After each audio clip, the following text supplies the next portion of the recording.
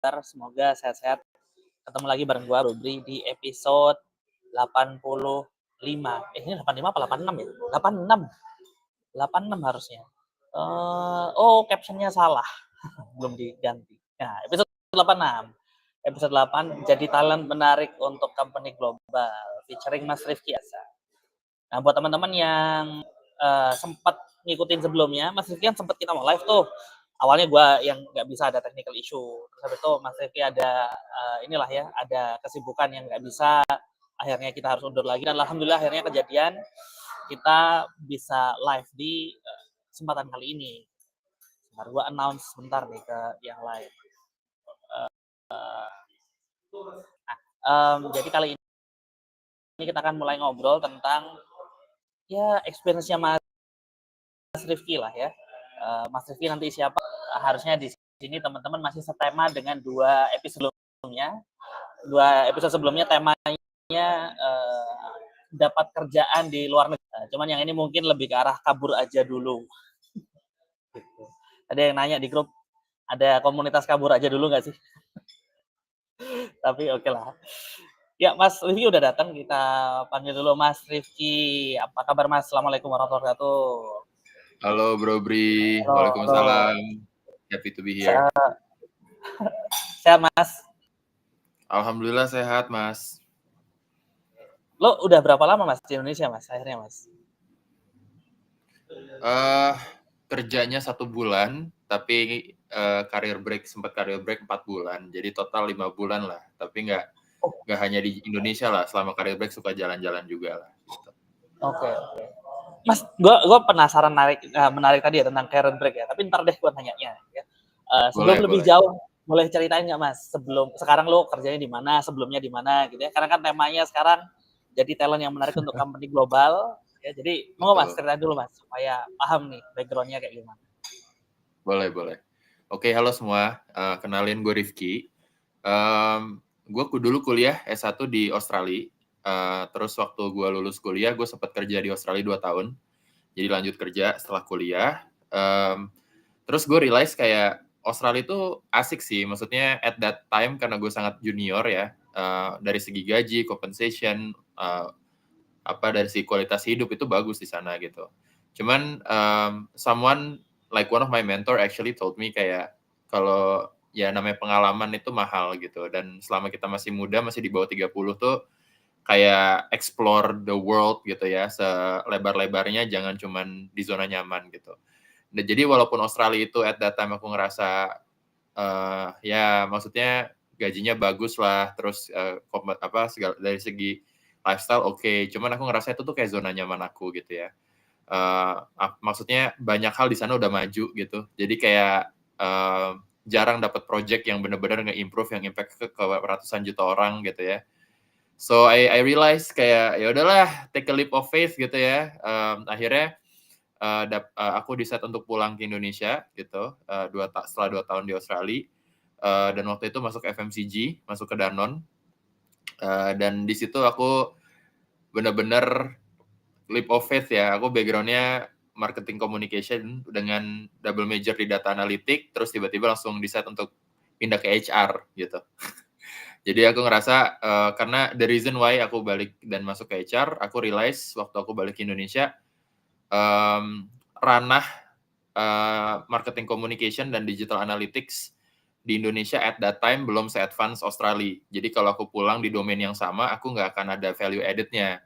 Jadi aku mikir, I've had experience in this domain, cuman aku pengen memperdalam konteks gitu. Nah, kebetulan aku pegang employer branding di Danone. Jadi aku unik tuh, kayak wah nggak pernah nih dengar HR butuh marketing gitu kan. Nah, jadi karena dan I know that aku pulang ke Indonesia motivasinya bukan untuk nambah gaji, malah turun gaji luar biasa sih waktu itu. Cuman aku mikir yang bikin kita mahal di pasar kan bukan cuman gaji ya, tapi pengalaman, relevansi, ilmu, exposure gitu. So, dan aku ngerasa aku masih di usia di mana aku bisa rugi uang lah ya, at that time masih belum nikah gitu, masih aman gitu, masih santai gitu. Jadi aku mikir udahlah pulang dulu cari exposure. 1,5 tahun di Danone, terus aku dapat opportunity untuk pindah ke Kraft Heinz. Nah, di Kraft Heinz itu aku report ke Singapura, regional position untuk nge-lead internal communication dan employer branding untuk Kraft Heinz gitu. Nah, terus 1,5 tahun di Kraft Heinz, banyak sama Singapura, terus dapat tawaran untuk join Tiket.com. Nah, jadi waktu itu Tiket.com masih baru banget abis merger sama Jarum ya, dan mereka pengen hyper growth. Kebetulan kalau teman-teman di sini kenal Pak Dudi Arisandi, nah dulu tuh dia HR Director Southeast Asia-nya Kraft Heinz. Nah, dia pindah ke Tiket.com, terus kayaknya dia ngelihat opportunity untuk orang kayak aku ikut gitu ya. Dan kebetulan aku emang orang yang suka build things from scratch. Aku suka bikin hal-hal yang unconventional, yang from scratch, dan I'm very data driven juga. Jadi kayaknya kombinasi yang pas gitu ya untuk do something unique gitu di Tiket. Aku di Tiket 3,5 tahun, join di associate manager level. Waktu cabut itu udah mau senior manager. It was crazy sih di Tiket.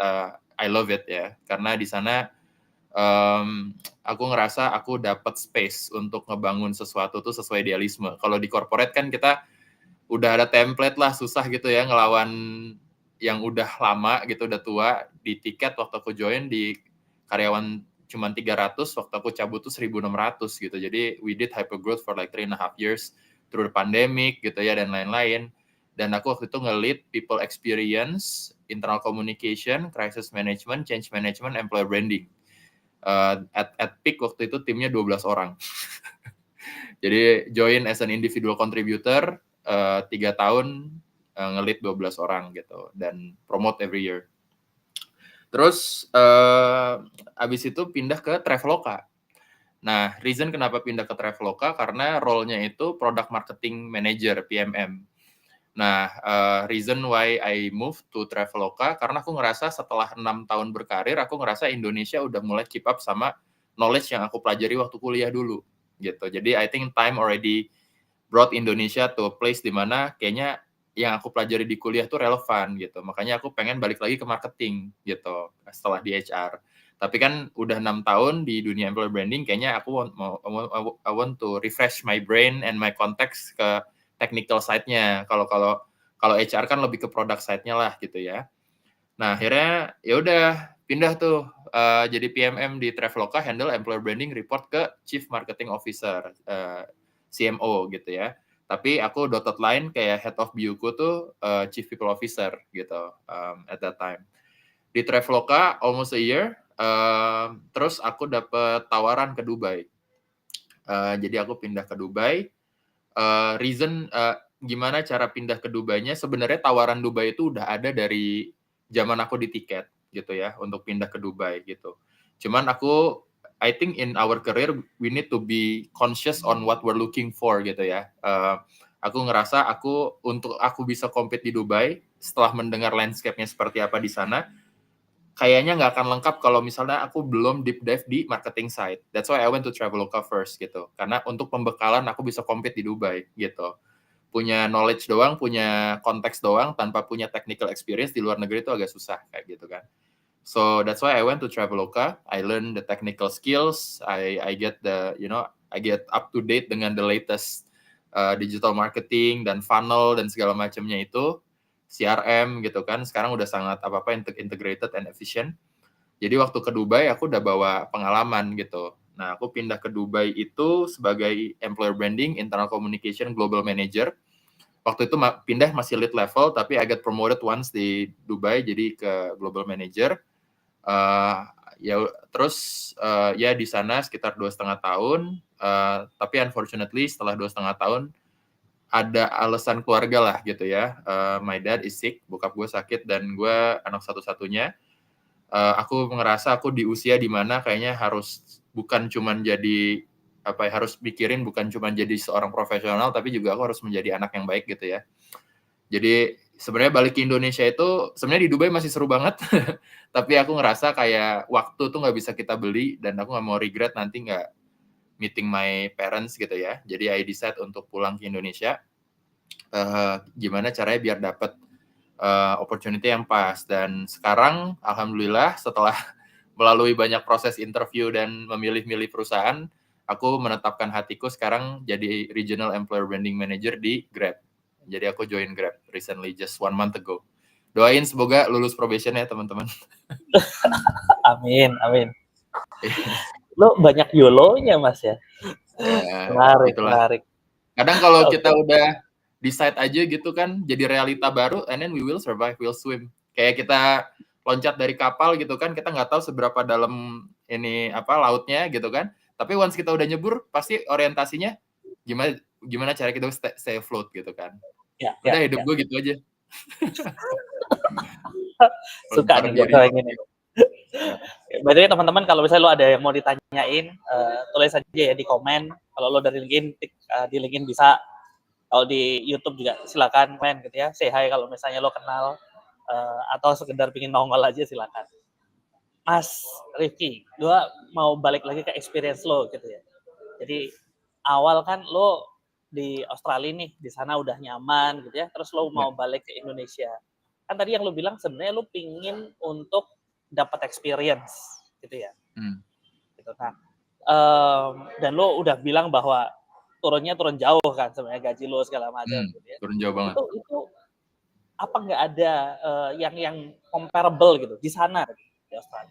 Kenapa lo memutuskan untuk balik ke Indonesia? Iya, iya. Waktu itu sebenarnya yang bikin gue yakin untuk pulang itu ada pertemuan. Jadi waktu itu gue masih lumayan aktif di PPIA ya, Persatuan Pelajar Indonesia Australia, dan mereka tuh bikin kayak monthly forum gitu loh, kayak ngedatengin orang-orang penting dari Indonesia untuk kayak bawa pembicaraan gitu. Salah satu orang yang datang itu Bapak Dino Patijalal waktu itu. Dan waktu itu Bapak Dino Patijalal, dan waktu itu dia ngomongin tentang demographic dividend waktu itu. Jadi dia at that time, gue kasih konteks, that's around 2016 ya. So Pak Dino Patijalal datang cerita tentang kayak Indonesia is the future market gitu. Dia jual tentang demographic dividend, kayak by 2040 kita kayak working age-nya paling banyak gitu. Jadi kayak that kind of trigger something in me yang aku ngerasa kayak gue di Australia kerja market research gitu. Tiap hari bangun tidur 9 to 5 udah gitu-gitu aja gitu. Yes, gaji gede, yes, exposure ada gitu. Cuman I don't feel like what I'm doing is really impacting people secara direct gitu loh. Dan kalau kita sebagai international student yang dapat kerja tanpa jalur punya PR ya, permanent resident, untuk pindah-pindah kerja tuh lebih riskan dan lebih susah gitu.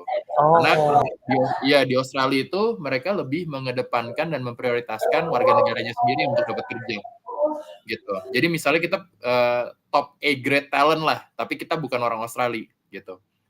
Itu lebih diduluin B grade talentnya Australia dulu untuk masuk dapat job gitu. Tapi kalau udah ini C grade nih gitu, optionnya adalah yang A grade-nya foreigner bisa masuk, atau A grade foreigner-nya ditawarin citizenship untuk jadi orang Australia kalau misalnya talentnya sangat scarce gitu. Nah konteksnya at that time gue masih junior banget, gue lulus kuliah langsung kerja gitu. Jadi kasarnya I didn't have a lot to offer gitu kan. Mungkin beda sekarang kalau gue apply kerja ke Australia gitu, dengan pengalaman kerja, dengan exposure, gue punya nilai jual gitu. Nah tapi back at that time, it was really struggling untuk masuk ke big companies gitu ya. Dan aku ngerasa kayak early in your career, you need to join a big corporation. Karena jadinya kita dapat pemahaman konteks luasnya gitu. This is what great look like gitu. Nanti gue terasa banget karena waktu gue habis dari Danone, dari Kraft Heinz, gue udah kerja di perusahaan yang 400.000 karyawan. Masuk ke tiket tuh gue udah tahu kayak ini nggak ada, kita bikin ini, kita bikin itu. Karena gue udah ngalamin kayak rapih itu gimana gitu. Jadi waktu masuk ke yang berantakan dari nol gitu, dari build from scratch, gue tahu which one is priority gitu, yang mana yang harus dikerjain, yang mana yang relevan. Kayak gue udah tahu end in mind-nya kayak gimana gitu, at least for the next 3 years gitu. Nah makanya because I was working for a small digital agency, market research agency, aku ngerasa I needed that exposure. Dan after 2 years di Australia, gue nggak dapet apa yang gue mau, ya mau nggak mau gue balik ke Indonesia gitu. Jadi emang pulang ke Indonesia tuh motivasinya kayak mau kuliah lah. Emang bukan uang gitu yang dicari gitu. Jadi nyari bos yang bagus, nyari perusahaan yang bagus, nyari challenge yang menarik gitu. Itu yang dicari gitu waktu itu. Oke, menarik. Nah, balik lagi ke tema, karena temanya gimana cara jadi talent menarik untuk company global. Kan lo balik tadi itu tadi sempat lo spill ya, jadi even before lo berangkat lagi ke Dubai, itu kan lo preparing something kan gitu kan. Nah, yang mau gua tanyain gini Mas,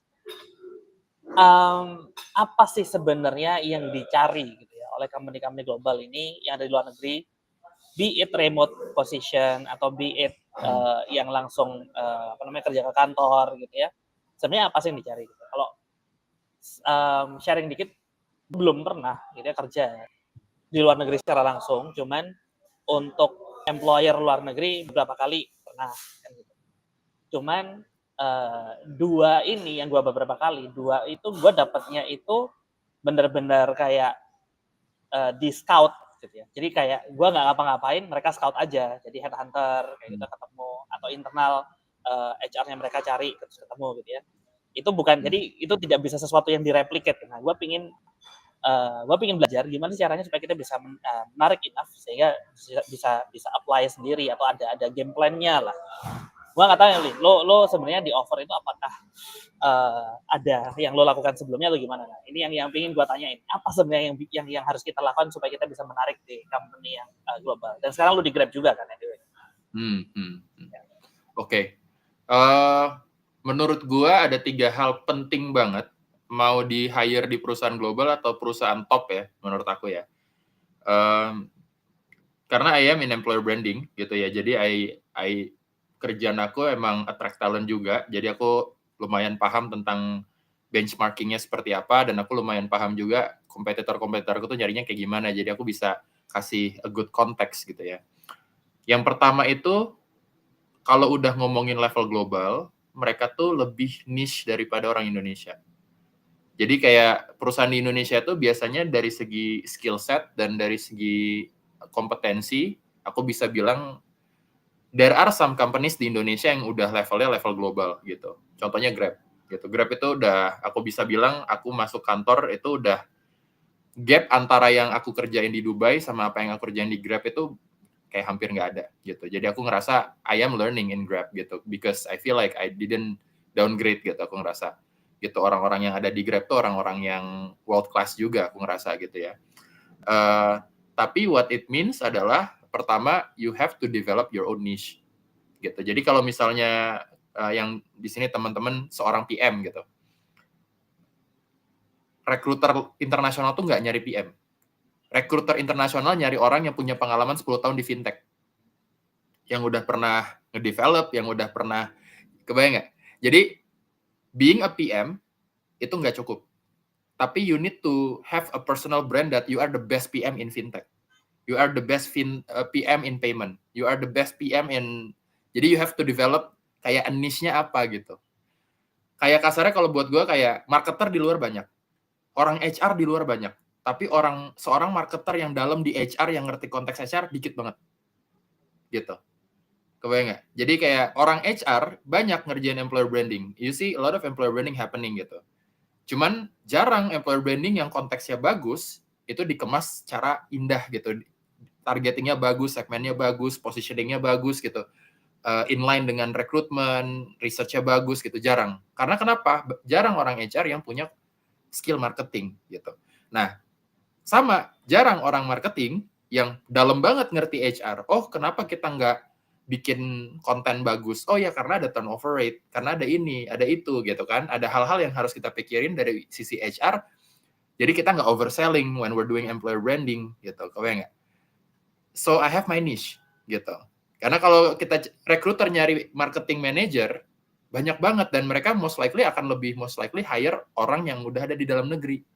Gak usah bayar relocation, gak usah meresikokan budayanya berat gitu. Kan mereka pasti nyarinya yang di lokal. Kalau di Dubai ya pasti orang nyari orang Dubai yang udah di Dubai for marketing manager role gitu. Tapi buat HR role juga gitu kan, mendingan cari yang udah di lokal. Karena kenapa? Karena supply-nya banyak di negara itu. Tapi lu nyari orang marketing yang punya pengalaman HR dan dua-duanya strong, dua-duanya lengkap, gitu, yang udah pernah dapat exposure, nge-growing, kan gue pernah megang hyper growth, gue pernah megang retention waktu pandemi, kayak gitu. Jadi luas gitu jangkauannya. Nah itu tuh yang bikin lo tuh jadi mahal sebenarnya gitu. You have a niche gitu.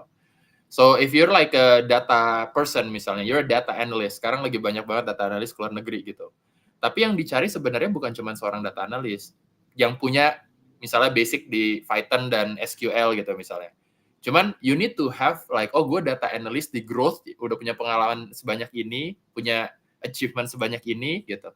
Jadi mereka tuh biasanya nyarinya tuh very depth in skill, bukan broad. Jadi bukan yang kayak, jadi jangan kebanyakan loncat-loncat kalau menurut aku kalau lu mau keluar negeri gitu. 5-10 tahun berkarir tuh jangan cuma 2 tahun di satu domain gak dalam, dua domain gak dalam gitu. Stick with one domain for like 5 years, 6 years gitu. And then be the best at your domain. Itu likelihood ditarik keluar tuh tinggi gitu. Itu pertama. Terus yang kedua, aku ngerasa orang Indonesia itu kadang nggak pede di interview, gitu. Apa? Kadang-kadang nggak apa? Kadang nggak pede di interview. Waktu interview suka nggak pede, nggak bisa promote themselves, gitu. Gue inget banget, gue interview di Tamara itu 4 layer. Jadi waktu itu sama HR, sama hiring manager, sama head of growth, sama CEO terakhir, gitu. Dan waktu interview, ya to be honest gitu, motivasinya tuh harusnya kayak why do you need me? Kenapa nggak orang lain gitu. And you need to be confident gitu. Kayak misalnya waktu itu posisinya Tamara, perusahaan gue di Dubai itu namanya Tamara, itu karyawan masih 60. Tapi mereka baru dapat funding banyak dan projection-nya in 1 year they become unicorn gitu kan. Tapi dari 60 orang itu gue lihat di LinkedIn, wah orangnya keren-keren banget. Jebolan McKinsey, ex-Google, ex-Fang, ada di situ semuanya isinya, si 60 orang itu. Jadi gue ngesinyalir, wah ini 60 orang tapi they're very careful, mereka nggak mau lay off dan lain-lain, makanya mereka keep it sizable, tapi tim outsource-nya banyak gitu. Jadi kalau dia butuh operations, dia leverage the outsourcing, tapi core timnya kecil gitu. So I di situ based on my experience, wah ini growth-nya mantep nih gitu perusahaan gitu. Nah, waktu di interview mereka perlu orang employer branding, I study a lot about the company gitu ya, dari perspektif employer branding. Kebetulan kan karena employer branding jadinya gue sebagai future candidate tahu lah apa yang motivasi seseorang join perusahaan apa, terus gue pelajari channel yang mereka punya, gue pelajari, gue search rank lah atau apalah, gue lihat karir website-nya kayak gimana bentuknya gitu. Jadi I do a thorough assessment about where they are gitu ya. Jadi waktu interview ditanya gitu, why do I have to hire you gitu. Ya gue bilang aja kayak, lu mau hire, ya maksudnya walaupun pasar lu di Middle East, when it comes to talent, you're hiring global talent gitu kan. Tapi you're hiring global talent, tapi gue search nama Tamara aja di Indonesia kagak keluar. Kalau ya Tamara Blazinski, gue bilang gitu. Kayak Tamara Blazinski is a popular Indonesian model in Indonesia gitu, you know. Jadi how do you make sure that you want me to move from Traveloka? I live a comfortable life in Traveloka, gaji gue bagus, gue bilang gitu ya. You want best of the best of the best talent itu kan disayang sama perusahaan gitu. Jadi you have to have a really good reason untuk attract mereka gitu kan. Gue search Tamara gitu di Indonesia aja SEO lu kagak nyampe gitu. And let alone lu bilang lu credible company gitu. Jadi sebelum lah gue bilang kayak kita bisa ngerjain anything rocket science, the basic things aja lu nggak kerjain gitu loh. Kayak banyak hal yang lu nggak kerjain gitu. Jadi first 90 days itu let's not talk about yang fancy-fancy gitu. Yang basic-basic aja lu jelek gitu. Nah jadi kayak berani untuk nge-criticize di mana mereka lacking gitu. Berani direct tentang jeleknya di mana dan lain-lain, itu yang akan bikin nilai jual lu naik gitu. Karena mereka jadi ngelihat, oh ada value-nya nge-hire orang ini gitu. Oh berarti dia ngerti nih masalahnya apa. Oh berarti dia pede sama kemampuan dia gitu. Nah jadi kebanyakan orang Indonesia tuh pasif, grogi gitu. So make a lot of practice gitu. You need to really, untuk nggak grogi, you need to do the research about the company gitu. Lu harus sudah siap gitu masuk ke dalam ruangan itu, udah siap ngehujat mereka gitu. Justru kayak lu tuh kurang di sini, lu kurang di situ. Kalau gue masuk, gue bisa kasih ini, kasih itu, kasih ini, kasih itu. Kan jual gitu kan, jual diri gitu. Yang kedua. Nah, terus sama yang ketiga, update your LinkedIn. In my opinion sih, LinkedIn is very important. I think headhunter tuh gue bilang 90% tuh masih lewat LinkedIn untuk sourcing. Referral is important, tapi referral kan untuk niche role sebenarnya kan udah kayak pindahan gerbong ya sebenarnya. Jadi nggak begitu ya if you happen to know someone ya hoki ya alhamdulillah, cuman likelihood lu dapat kerja ke luar negeri because of referral kan lu relying on people gitu untuk narik lu gitu. Jadi kan lu harus punya effort untuk jemput bola, jangan nunggu bola gitu loh. Nah, cara jemput bolanya adalah misalnya lu software engineer nih, ya kan? Lu mau join suatu perusahaan, lu ngeliat ada open role di Bolt Estonia gitu misalnya, contohnya. Ya kan? Ya lihat aja job description-nya, biasanya mereka kan nulis tuh, oh perlu Golang, dia CI/CD, lu pelajarilah technical skill yang mereka butuh, berapa tahun pengalaman kerjanya dan lain-lain gitu. Make sure LinkedIn lu diupdate gitu. When you have a job description, ditulis tuh semua yang mereka cari gitu. Terus kan di LinkedIn tuh bisa ditambahin skills ya di bawah tuh. Karena recruiter itu bisa ngefilter based on skills, based on location, based on years of experience untuk ngefilter lu out gitu. Jadi gimana caranya? They're gonna find you kalau lu aja nggak do the effort untuk update LinkedIn lu gitu. Nah gitu. Jadi lu pelajari, tapi jangan bohong ya. Karena once lu bohong, maksudnya lu bohong bahwa oh ya gue nggak punya pengalaman 5 tahun di Python gitu, padahal lu cuma 2 tahun doang atau baru belajar visualization kemarin gitu misalnya. Contoh gitu. Nah, kayak gitu kalau misalnya if that's a lie, kayak di region itu recruiter ngobrol sama recruiter. Jadi bisa aja kayak lu di blacklist justru gitu. Nah, jadi jangan bohong gitu. Jadi kalau misalnya ternyata kebutuhannya di 100, ternyata skill lu baru 20. Dan bukan masalah update LinkedIn, tapi masalah lu harus belajar. Gitu. Lu harus nambah ilmu berarti. Gitu. Cause they will know, kayak gue ngerasa interview di luar negeri itu jauh lebih kritikal ya daripada interview di Indonesia gitu. Interview di Indonesia shows that you know what you're doing. Lu bisa kasih beberapa data driven context dan beberapa different data driven evidence, itu most likely lu lolos gitu. Dan kelihatan dari CV lu juga, CV lu udah ngejual. Kalau lu di luar negeri enggak, dia gonna cecer lu sampai the very detail untuk make sure lu benar-benar tahu. Seringkali lu akan dikasih case study juga gitu, just to show what you can do gitu ya dengan case study itu nggak jarang gitu. I mean kalau di Indonesia mungkin programmer Codility gitu ya, di sana ada Codility, ada behavior test, ada context test gitu, jadi tesnya banyak banget sih emang gitu. So yeah, hopefully itu kasih sedikit gambaran tentang 3 hal ya, jadi update LinkedIn, build a niche, sama interview ya, interviewnya lebih pede dan do the research kalau gitu. Itu bukan sedikit ya, 3 itu udah core-nya sih Mas. Ya tapi di sana gajinya gede sih, jadi worth it. Lu struggle lu dengan struggle belajar hal-hal itu, nyampe lu gajian pertama kayak wow. Oke. Mas nanya, ini kan yang sering jadi yang pertama tadi ya, you build a niche gitu ya. Tapi kan orang sering mikirnya kan, lo ngerti lah ya, penyakitnya orang yang pengen build a niche. Ini nggak cuman employee kan, even orang-orang bisnis, orang-orang dagang juga gitu ya. Mereka khawatir kalau lo fokus ke satu niche tertentu saja, ya marketnya jadi kecil gitu kan, yang butuh lo jadi dikit, jadi optionnya tuh nggak banyak kan gitu kan. Gimana cara nge-address hal itu gitu ya. Artinya lo mau pick kayak lo ya yang belum pick HR yang bisa data, yang bisa mengerti marketing, atau marketing yang ngerti dunia HR. Itu kan how would you ensure bahwa there's a market in that specific domain gitu. Oke. Gue waktu di marketing tuh gue belajar ada konsep marketing yang namanya market driven sama market driving. Ya kan? If you're motivate, ini gue nggak bilang yang mana yang lebih benar ya. Cuman kalau motivasi kerja lu cuma nyari duit dan making sure lu selalu di hire, it's important untuk paham kebutuhan pasar apa menurut gue. Cuman kalau gue tuh ngerasa diri gue tuh kayak iPhone. Gue bukan Nokia. Gue ngerasa gue iPhone. Gue bisa bikin employer paham bahwa apa yang gue pikirin tuh akan relevan gitu. Jadi gue drive the need instead of gue ngikutin needs gitu. Dan I find it easier untuk driving the need orang kayak gue ya, cuman nggak semua orang kayak gue gitu. Just let shit ini lah gitu.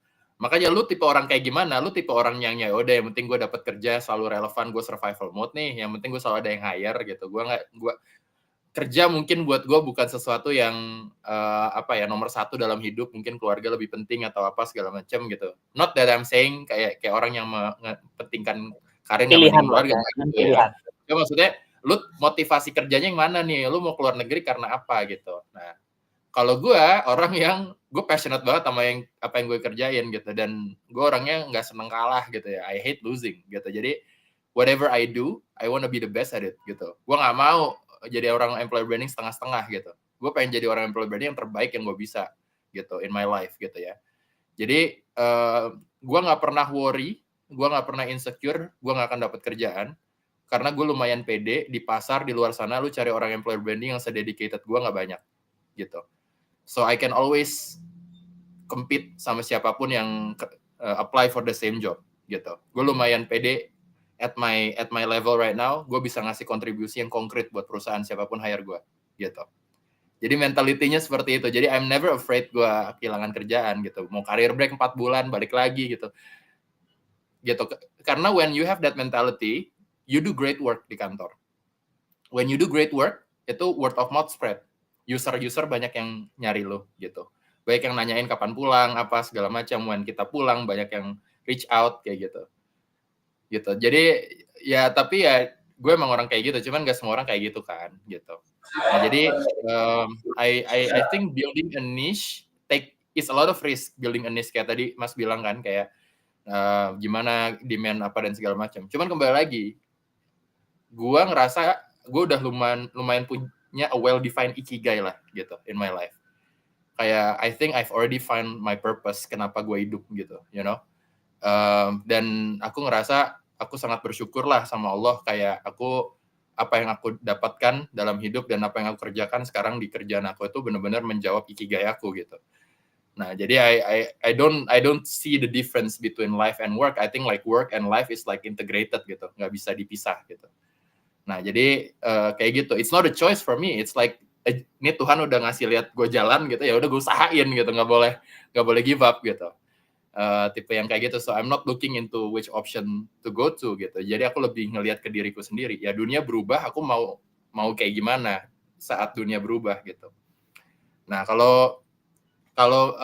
tapi kalau again, kalau misalnya teman-teman di sini ada yang tipenya yang kayak udah gue berkarir yang penting gue bisa menghasilkan uang, yang penting gue bisa ngidupin keluarga gue, domainnya apa aja bodo amat lah, yang penting gue bisa dapat duit kayak gitu dan lain-lain.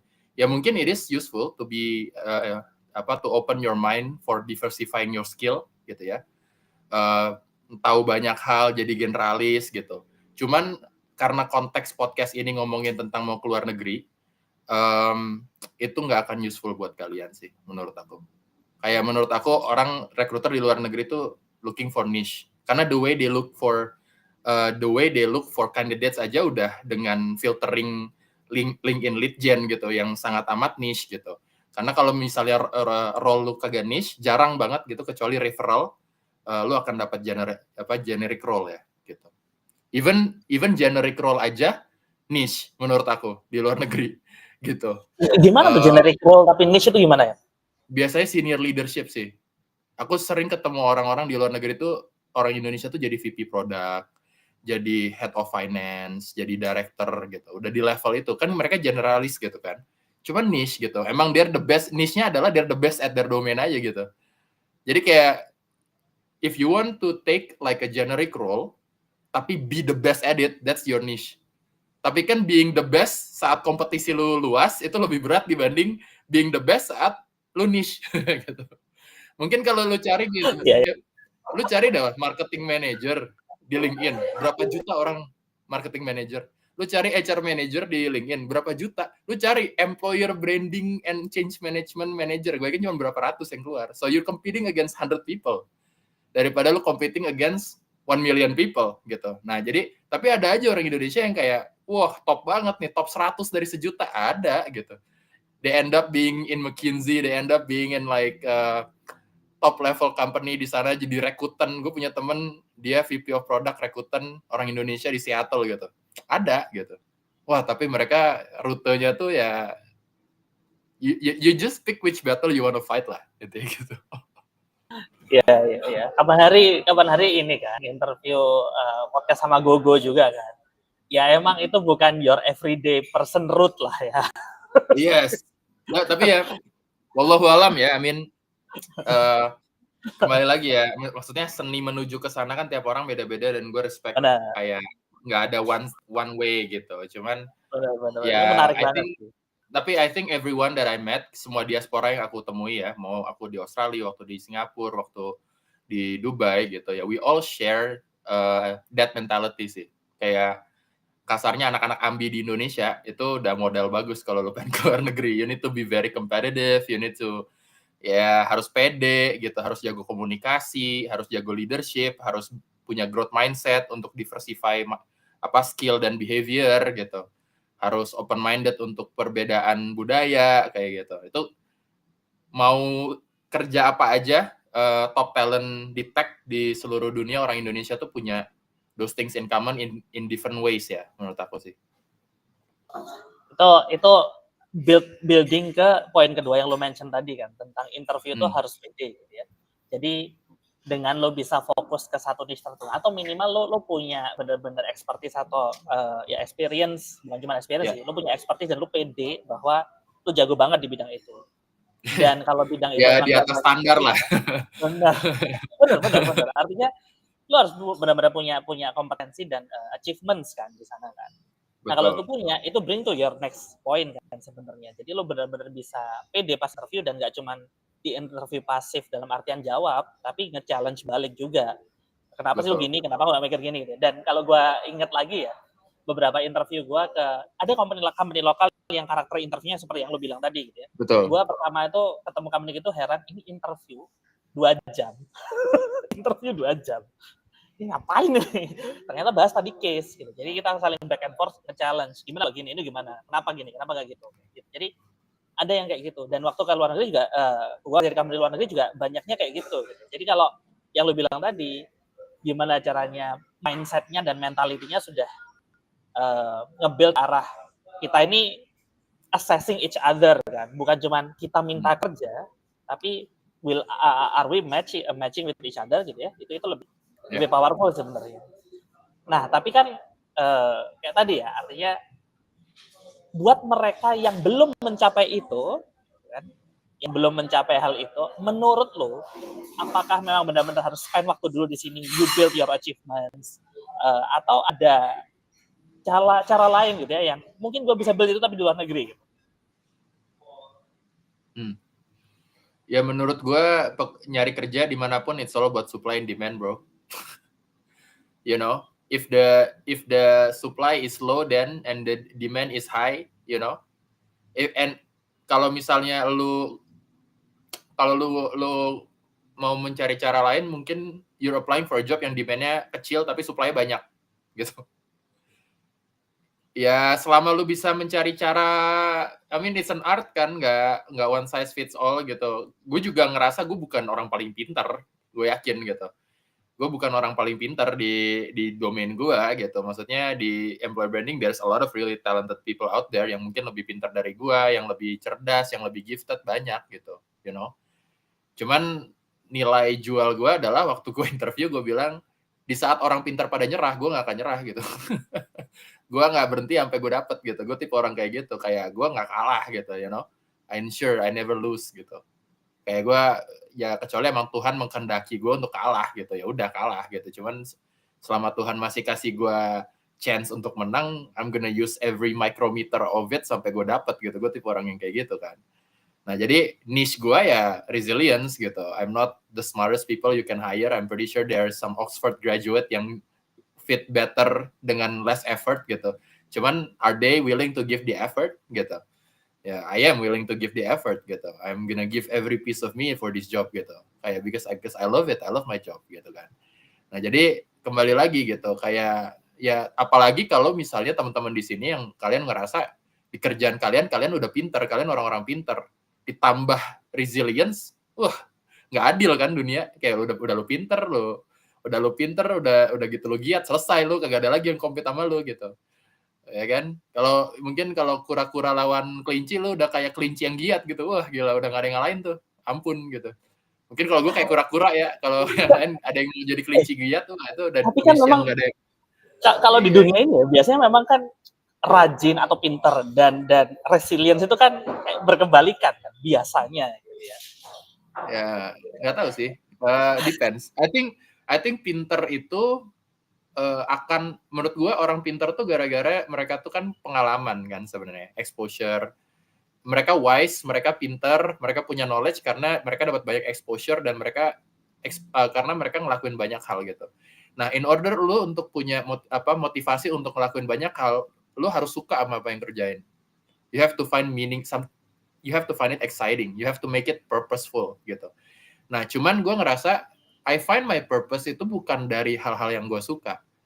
I find my purpose itu dari hal-hal yang menjadi dendam gue dari kecil gitu. Menjadi keresahan gitu. Jadi gue selalu nge-baseline my purpose itu dari keresahan. Karena saat lu punya dendam, saat lu punya, keresahan lah, nggak mesti dendam. I think that's the wrong word to use gitu. Maksudnya, anything purposeful tuh karena lu punya masalah yang lu pengen solve dan it's personal to you gitu kan. Karena so you always have something to baseline saat kita demotivate, because the pain is real di dalam hati lu selalu menemukan energi untuk do it gitu. Nah, jadi engine-nya nggak habis-habis gitu loh. That's why you always have the extra mile gitu kan. Gitu. Jadi kadang hal-hal buruk dalam hidup tuh di-convert jadi motivasi, itu bisa jadi fuel yang luar biasa gitu. Tapi kembali lagi to your point ya. Gue tuh selalu percaya kayak rezeki itu Tuhan sih yang ngatur, kalau menurut aku ya gitu. Karena aku ngerasa di luar sana banyak orang lebih pintar dari gue gitu kan. Banyak kok orang yang lebih lebih worthy untuk dapat kerjaan di Dubai waktu itu, yang waktu aku handle gitu. Matter of fact, waktu di proses tuh kata bos aku, dari semua CV yang dikasih sebenarnya aku tuh kayak backup plan doang gitu loh. Kayak ada satu yang mereka suka, 2 backup plan, terus gua tuh yang ketiga gitu. Udah, yang penting ada kuota interview 3 gitu. They didn't plan to hire me at all gitu loh. Jadi dan jadi gitu, gue tuh backup plan nomor 3 gitu, bukan yang not even number 1 gitu. Number 1 reject offer, number 2 udah hampir di hire, terus interview ketiga. Waktu interview ketiga kata usernya kayak, wah ini orang game changing gitu. Akhirnya aku yang dilanjutin sampai CEO dan akhirnya dapat job gitu. Gitu. Jadi nggak tahu ya, rezeki itu udah ada yang ngatur sih, aku ngerasa kayak there are people more qualified than me to get the job gitu. Cuma in order for us untuk gua dapat shortlistan ketiga gitu ya di interview yang di Dubai itu, ya you need to work hard gitu, you need to find your niche, you need to keep knocking on the door gitu ya. Nggak boleh stop gitu. Dan aku agree sih sama Bro Bri tadi cerita tentang ada beberapa perusahaan di Indonesia yang standar interviewnya tuh udah kayak di luar negeri gitu. Dan alhamdulillah waktu itu aku dapat pengalaman interview Traveloka sih itu. Aku waktu di Traveloka aku ngerasa itu interviewnya udah kayak di luar negeri sih gitu, standarnya gitu. Dan waktu Grab juga gitu. Grab waktu interview aku ngerasa wah ini bagus nih, aku bisa ngelihat hal-hal yang ditanyain itu hal-hal yang bakal bikin aku mikir gitu. Bukan sesuatu yang gampang dijawab gitu. Kayak harus ada pemahaman konteksnya, harus ada reasoningnya, harus ada datanya gitu loh. Gitu sih. So if you want, kalau misalnya belum dapat jalur untuk ke luar negeri, mungkin step 1 adalah masuk ke top tier tech company dulu di Indonesia ya, yang big tech, yang super, yang dekakorn. Itu biasanya interviewnya udah kayak di luar negeri sih, mirip lah gitu, kayak di luar negeri. Mungkin budaya kerjanya masih Indonesia, tapi if you can get in to one of those big company, it's a good stepping stone gitu menurut aku. Dan emang rekruter luar negeri itu kalau nyari pasar Indonesia, mereka nge-hire dari yang udah top tier di Indonesia company-nya. Jarang kecuali skill kamu mentereng banget dan waktu interview dan waktu tes technical kamu mentereng banget akan lo di-hire gitu. Karena banyak juga teman gue yang dari perusahaan-perusahaan kecil kerja di luar negeri langsung leap ke luar negeri ada juga gitu. Cuman mereka emang exceptional banget sih mereka. Orang-orang exceptional banget sih di bidangnya ya. Gitu. Oke, menarik. Ini nyambung ke pertanyaannya Mori nih, Mas Rifki. nih cara naikin value diri ketika pengalamannya masih minim. Yang gue ngerti Mori, dia belum pernah kerja di kayak big tech itu, di Indonesia belum pernah gitu ya. Jadi dia kerja tapi company-nya belum terkenal gitu. Menurut lu gimana nih? Apakah yang lu harus nggak gimana ya, gue nanya bingung sih karena gini, di 2 episode sebelumnya persis yang lu bilang Mas Rifki. Jadi Mas Esa itu karakternya dia apply-nya benar-benar custom CV, kemudian semua benar-benar serius niat dikerjain gitu ya. Yang episode selanjutnya Mas Adam itu ya udah easy apply aja, dapat gitu. Iya. Rezeki di tangan Tuhan kan, kembali lagi gue bilang kan. Bener banget. Gimana rezeki itu Allah yang ngatur, yang penting kita usaha semampu. Berarti jawabannya banyak sholat. Banyak ke gereja, banyak sholat, banyak, iya dah, itu juga matter, man. Ya, jadi gitu. Ujung-ujungnya memang yang gua temuin ya kebanyakan teman-teman yang memang sudah way ahead, pada akhirnya sadar bahwa almost nothing yang bisa kita kontrol. Ada yang bisa kita kontrol, which kita memang harus effort, tapi pada akhirnya ya udah, ini memang pada akhirnya rezeki. Gitu. Iya. Tapi maksud gue tipe orang yang rezeki itu nggak pernah tahu lu datangnya kapan. Opportunity itu kita nggak pernah tahu kapan akan datang gitu. Cuman kita harus keep improving ourselves. Jadi waktu opportunity datang, lu nggak buang-buang waktu. Lu nggak buang-buang opportunity. Gitu. Nah, jadi, dan kita nggak tahu opportunity yang akan datang apa gitu. Jadi, just keep learning. Kayak gue orangnya, walaupun gue kerjaan employer branding ya, kemarin tuh gue baru ngambil sertifikasi Python. Terus gue ngambil, pokoknya gue mendiversify skill gue aja gitu. Nggak tahu gue mau jadi apa gitu. Mungkin nanti relevan suatu hari nanti jadi apa gitu. Cuman, I just love learning stuff gitu. You know, kayak, oh ya belajar Python, oh ya belajar apa gitu. Belajar agile, belajar apa, padahal kayak gak pakai di kantor gitu. Cuman gak apa-apa gitu. It's good to know gitu. Jadi waktu gue ngobrol sama PM dalam konteks mencari orang bagus di agile, ya gue paham, oh gini. Mereka berpikir seperti ini, oh struggle kerjanya tuh kayak gini, oh orang agile bagus tuh kayak gini, orang Python bagus tuh kayak gini, karena gue belajar gitu. Dan itu ya maksudnya kita jadi lebih pede juga kan saat kita berkarir, karena mau dilempar permasalahan kayak gimana pun kita punya amunisinya gitu untuk solve kan. So ya maksudnya jangan nunggu lah, maksudnya ini zaman gampang banget belajar, buset, tinggal buka YouTube, tinggal banyak akademi gratisan dan murahan di Indonesia, bisa cari mentor di LinkedIn. I actually have several mentor lah, kayak 7-8 mentor di beberapa domain yang aku pengen jago gitu ya. Dan these people are like, ada yang di Microsoft, ada yang di AWS gitu. Aku punya mentor di kementerian juga, ada yang di tech company di Indonesia juga gitu. Dan I want to learn from the best gitu. Jadi I do thorough research about people I want to learn from gitu ya. Nah, dan ya udah tinggal sebulan sekali arrange 1 jam video call sama mereka gitu ya. Nanya tentang beberapa hal gitu. Ya, you just have to love learning a lot aja gitu untuk chances-nya jadinya lebih luas gitu. Tema yang gue dapat dari lo itu tadi ini ya, growth mindset ya. Jadi awalnya mulai dari growth mindset dulu sih. Kalau lo nggak mau belajar dan tidak suka belajar, itu kan yang repot kan.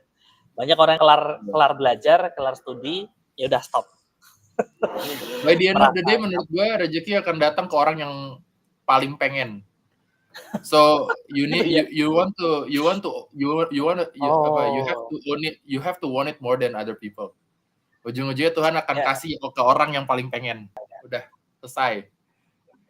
Gue bisa relate itu sih Mas. Kalau gue pikir-pikir ya, itu itu benar gitu. Jadi karena you want it enough, you will do something untuk mendapatkan itu kan. Dan lo nggak akan diem aja. Kalau cuma pingin-pinginan doang, ya semua orang pengen gitu. Tapi semua orang pengen kaya. Tapi siapa yang benar-benar pengen kaya dan mengusahakan hal itu? Siapa yang pengen karirnya bagus dan benar-benar mengusahakan, bukan cuma pengen doang sambil tiduran kan gitu. Wah, banyak profile. Maksudnya again kayak relationship gue dan employer branding itu udah kayak gue udah nggak bisa ngebayangin gue jadi anyone else in this world gitu. Kayak gila, gue mencintai banget domain gue karena mungkin bahagia gue tuh ngelihat orang lain bahagia gitu kan. Tapi skill gue dan ambisi gue tuh lebih di creative side, lebih ke marketing side gitu. Jadi gimana caranya gue nge-leverage marketing untuk bikin orang ngasih impact buat orang gitu kan. Nah, kalau gue kerja di domain marketing sebagai PMM, I do something creative, gue bikin sesuatu pakai hati gue gitu ya, yang balik ke gue apa? Data kan, data. Tapi kalau di employer branding, kalau gue I do my job well, gue bisa connect the right people with amazing companies gitu.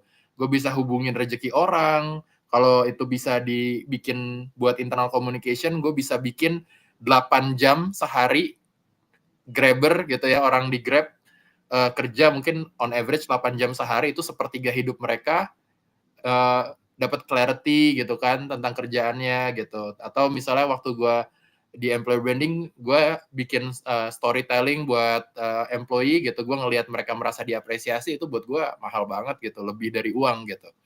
Dan itu bikin gue, the more I do it, the more gue addicted gitu rasanya gitu. So I don't, kenapa gue nggak pernah kerja di tempat atau di domain yang gila gue dibayar untuk kayak main game gitu rasanya.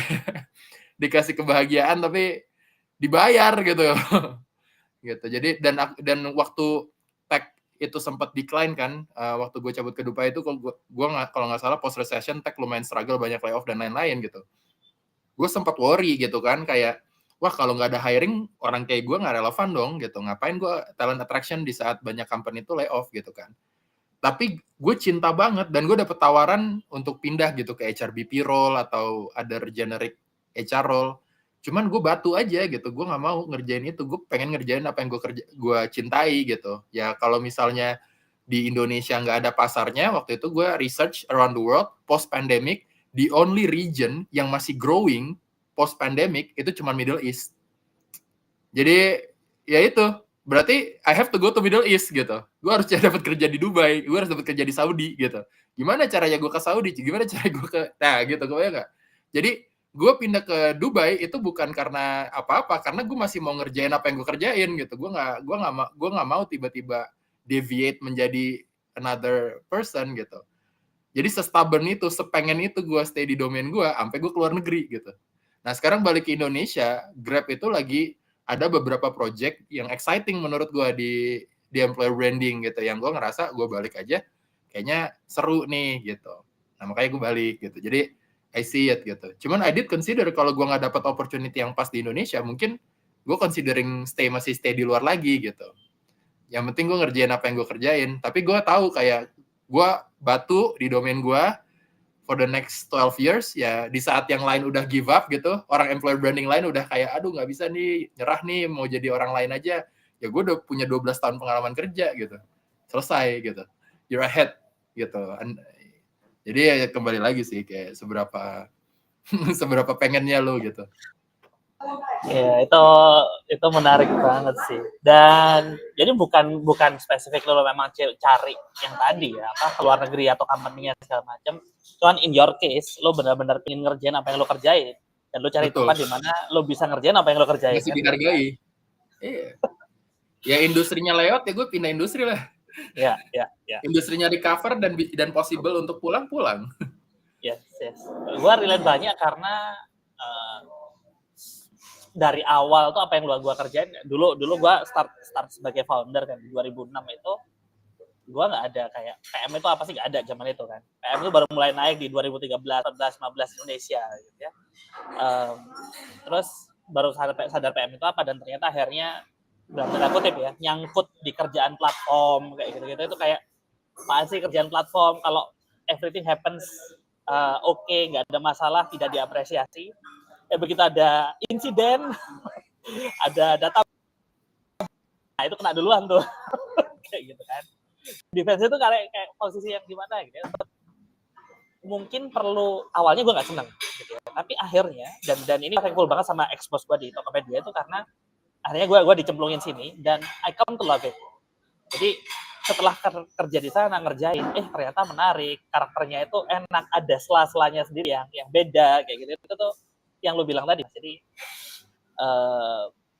bisa sampai pada titik kalau nggak ngerjain itu mendingan nggak ngerjain dulu, nggak apa-apa deh ngerjain yang lain. Gue nggak mau ngerjain lain gitu, mendingan gue maunya cuma ngerjain sisi-sisi itu aja. Itu happen di gue, dan gue merasa thankful karena ya gue punya strong experience di sana pada akhirnya. Yang lo bilang tadi, people will contact us dan mereka tahu kita strong di situ.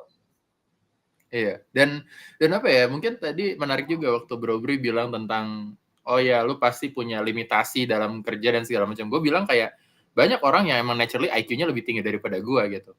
Cuman kan lu nggak, selama lu punya willingness untuk terus belajar, lu selalu akan naik kelas gitu. Kebayang nggak?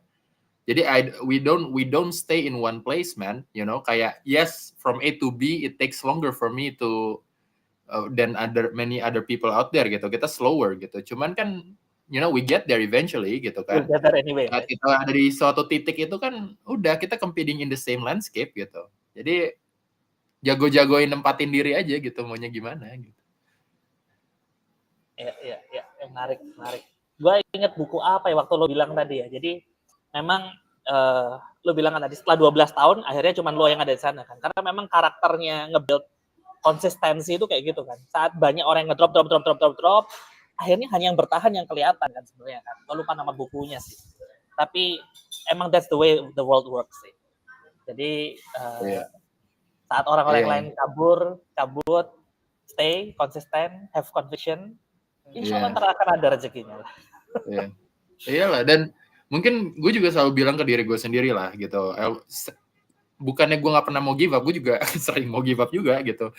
Gue juga cuma manusia biasa yang juga ada hari-harinya di mana, aduh udahlah nyerah aja lah, ganti ke zona nyaman aja lah gue gitu. Kayak apa sih, jadi marketing manager aja udah pasti dapat job terus gitu kan.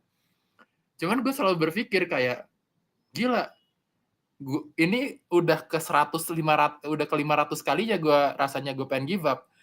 Kenapa nggak dikali ke 499 aja gue give up kemarin gitu ya kan? Ini udah di 500 kali nih gue pengen give up nih, ya kan? Ya udahlah, stick sampai 501 gitu. 502, 503, 504. Udah, jadi nggak nyerah-nyerah. Dan gue nggak tahu gimana ya how the world works ya. Cuman setiap kali gue decide to stick, pasti ya alhamdulillah Tuhan ngasih aja jalannya. Tiba-tiba di approach Dubai, tiba-tiba ngebuka. Waktu gue pindah ke Dubai itu kalau nggak salah gue diproses di 4 negara. Jadi gue dapat di Dubai, gue dapat di Berlin, gue dapat New York, sama gue dapat di Singapura waktu itu. Dan itu waktu gue taruh open to work, dan gue bikin cover letter yang sangat inspiring banget lah intinya gitu. Gue make sure gue tembus CV screeningnya gitu. Gue bikinnya indah banget lah, itu kayak cover letter paling indah yang pernah gue bikin seumur hidup lah gitu. Dan alhamdulillah 4-4-nya tembus sampai interview. Dari empat itu yang offer 3. Jadi gue dapet di Berlin, gue Singapura, Berlin sama Dubai gue offer gitu. Ya yang di Berlin itu juga dan semuanya tech company gitu. Ya udah, tinggal pilih. Waktu itu gue pilih Dubai gara-gara zero tax, dan dari segi industri waktu itu gue mikir Berlin itu lagi pengen perang sama Rusia, jadi gue gak takut kedinginan. Terus Singapura terlalu dekat sama Indonesia, jadi masih kena imbas post recession. Ya gue ambil yang paling aman aja waktu itu sih. Dan gue excited banget untuk belajar bahasa Arab gitu kan, kayak wah employer branding nyari orang Arab gimana nih gitu. Gue nggak pernah tuh pakai framework gue untuk attract orang Arab gitu yang budayanya kayak gitu kan. Jadi udahlah, let's go gitu. Akhirnya lu belajar bahasa Arab nggak sana? Belajar gue, tapi nggak jago sih. Ya basic aja sih. Lumayan ya. Ini nggak kerasa udah sejam nih, hampir sejam. Thank you banget Mas Rifki. Gue happy banget ketemu orang-orang yang kayak lo gitu ya. Jadi mentalitinya tuh gue ngerasa relate banget. Lo grow terus, gimana caranya lo dihajar ya emang dihajar ya. Emang kita bukan orang yang terbaik ya. We're stupid, but we're stubborn gitu ya. Jadi kita ajar aja terus ya. Yoi, jangan kasih kendor. Ya wes. Terima kasih banyak Mas Rifki atas buat gue ini definitely gue honestly ngerasa ketampar beberapa kali karena gue lagi ngerasain sesuatu gitu ya yang oh iya benar ya gua, ya ini di remind lagi nih. Jadi thank you banget gue ucapin buat Mas Rifki. Gue berharap teman-teman juga dapat banyak insight dari sini. Mas Rifki, lo sering nulis atau lo kalau orang pengen belajar dari lo di mana sih sebenarnya lo sering ada Mas? Gue sering nongkrong aja gue. nggak tahu ya, mungkin follow my LinkedIn aja kali ya. Kadang gue suka nulis di LinkedIn, gue suka ngisi-ngisi podcast kayak gini, ada beberapa recording lah, you can find on YouTube maybe about me gitu. Cuman nggak tahu ya, aku belum di fase dimana pengen mungkin ada eranya nanti ya untuk mendokumentasikan perjalanan, cuman gue masih aku masih 29, jadi aku mikir di usia 35 ke atas lah mulai kayak Brobri gini lah bikin podcast. Cuman 6 years gue masih pengen fokus di domainku aja dulu sih. Tapi if you have questions, just add me on LinkedIn, more than happy to answer. Atau kita bisa ngopi gitu kalau kalian di Jakarta gitu kan, more than happy to help sih. Would love sih Mas kalau ada kesempatan ntar di Jakarta ngopi tipis-tipis lah. Iya, atau di Solo kalau gue lagi lewat ya. Gue sekarang di Jakarta. Gue sekarang di Jakarta. Oh, di Jakarta sekarang? Oh. Mana Jatimur nih, Jatiwarna ke selatan. Oh, Jatimur nih, I see. Ya udah, nggak apa-apa. Nanti teman-teman di sini kalau ada yang mau ngopi sama kita berdua, ya, boleh itu. Bisa lah ngobrol-ngobrol. Lu setiap weekend biasa sama keluarga kan, tapi kan? Ya, kadang sama keluarga, kadang gue jalan-jalan sendiri, kadang gue cari-cari kegiatan sendiri gitu. Tapi yang pasti nggak kerja sih. Kerja tuh Monday to Friday gue udah kayak, gitu kan.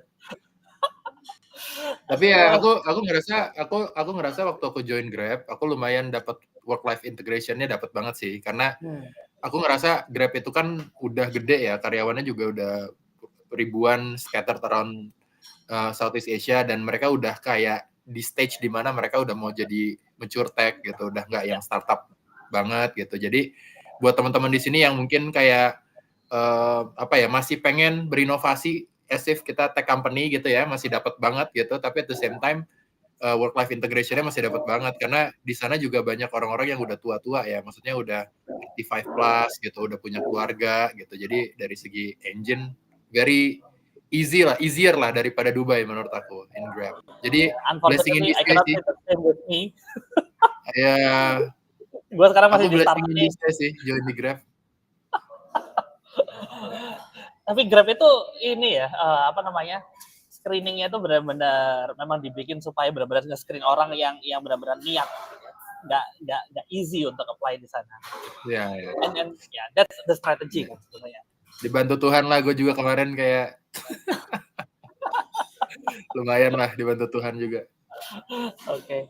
Oke, teman-teman, sebelum gue akhiri, buat teman-teman yang pingin, jadi karena kemarin ada yang nanya join WhatsApp channelnya gimana, gue lupa sering nggak nongolin. Lo lihat itu di situ ada QR code. Monggo kalau mau join ke WhatsApp channel gue, feel free. Thank you banget sekali lagi Mas Rifki. Semoga lancar terus karirnya, sehat-sehat terus. Orang tua lo juga sehat-sehat terus, keluarga lo aman semuanya.